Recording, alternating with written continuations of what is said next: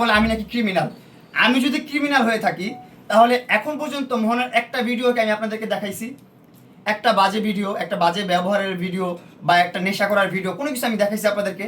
আমি যদি দেখাইতাম তাহলে হইলাম আমি ক্রিমিনাল। কিন্তু মোহনা যেটা করছে, সেপারেশনের পর ওর বাসা থাকে, আমি আমার বাসা থাকি, এরপরও আমি ওর বুঝাইতে গেছি, ওর একটা ফ্রেন্ডের বাসায় ছিল, ড্রাগস নিচ্ছিল, নেশা করতেছিল, নেশা করে ও বাসায় ঢুকবে, এই মুমেন্টে আমি ওরে বলছি চলো আমার সাথে। আমি ওরে নিয়ে আমার ফ্রেন্ডের বাসায় গেছি, প্রথম রেস্টুরেন্টে গেছি, খাবার অর্ডার করছি, খাবার খাই নাই, খাবার ওখানে নষ্ট করে সব খাবার। তারপর একটা ফ্রেন্ডের বাসায় গেছি, যাওয়ার পর আমাকে বলতেছে তুমি যদি আমাকে ভালোবাসো তাহলে এখন তুমি নেশা করতেছো, নেশা করো, আমি ক্যামেরা অন করবো, আমি ভিডিও করবো, তুমি আটকাতে পারবে না, আমাকে বাধা দিবা না। আমি কি করো?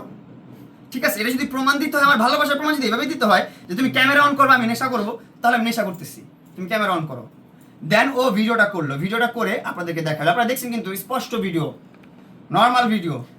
তো ওইখানে বসে, তো এখানে ক্রিমিনালগিরিটা কে করলো, বিশ্বাসঘাতকতা কে করলো? আমার বউ অবশ্যই, তাই না?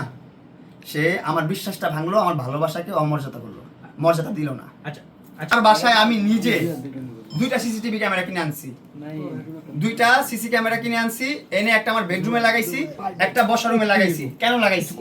আমি লাগাইছি। কেন লাগাইছি? এটা ভাই, আপনি যদি আমার গায়ে পড়ে মারামারি করেন প্রতিদিন, তাহলে আমি কতক্ষণ আটকায় রাখবো আমার বাসায়? আমার মামুন মোহনা কিছু অভিযোগ দিচ্ছে যে আপনাকে 40 লক্ষ টাকা দিয়েছে, সে কিন্তু যথাযথ প্রমাণ দিতে পারেনি। আপনিও কিছু অভিযোগ দিচ্ছেন, কিন্তু আপনারও কোনো প্রমাণ দিতে আমার কোন অভিযোগের প্রমাণ লাগে বলেন? প্রমাণ এই যে পুরো সামনে মানে দাঁড়াইতে পারতেছেন না, দেখতে পারেন আপনি নির্যাতনের শিকার হয়েছে, সেই নির্যাতনের শিকার হয়েছে, সেই প্রুফগুলো তিনি দেখাইছেন না, আমি আপনি দেখাতে যাচ্ছেন না, মানে এটা কি, মানে কেন দেখাতে চাচ্ছেন না, বা আসলে এটা নিয়ে আপনি কি? কারণ ওই স্টিল আমার ওয়াইফ, ও স্টিল আমার বউ।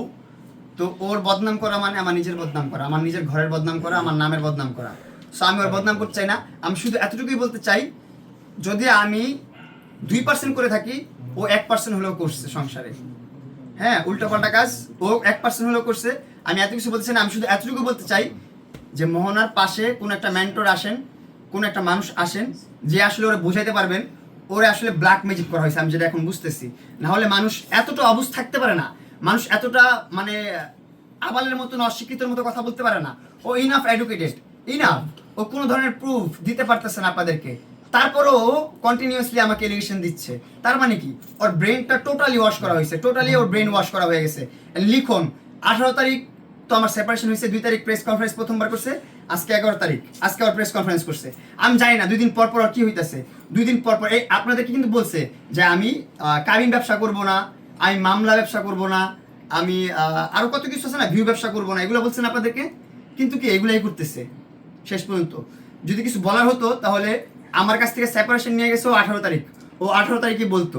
18 তারিখ কেন বলে নাই? 18 তারিখের জায়গায় 19 তারিখ বলতো, 20 তারিখ বলতো, কেন বলে নাই? ও বলছে ওর বাবা অসুস্থ, ওর বাবা মরণবেদীর রোগে আক্রান্ত, ওর বাবা মরে যাবে, ওর যেতে হবে ময়মনসিং ইমিডিয়েটলি, এখন সেপারেশন লাগবেই। সেপারেশন নিয়ে তারপর ও ময়মনসিং যাবে, কিন্তু সেপারেশন নেওয়ার পর এখন পর্যন্ত ও ময়মনসিং যায় নাই, ও ময়মনসিং যায় নাই, ওর বাবার কাছে যায় নাই, এবং ওর বাবা ওর বাসায় আসছে। ওই মরণবেদী মানুষ বাসায় চলে আসছে হেঁটে। বুঝছেন কিভাবে গেম সাজায়, কিভাবে গেম খেলে। আচ্ছা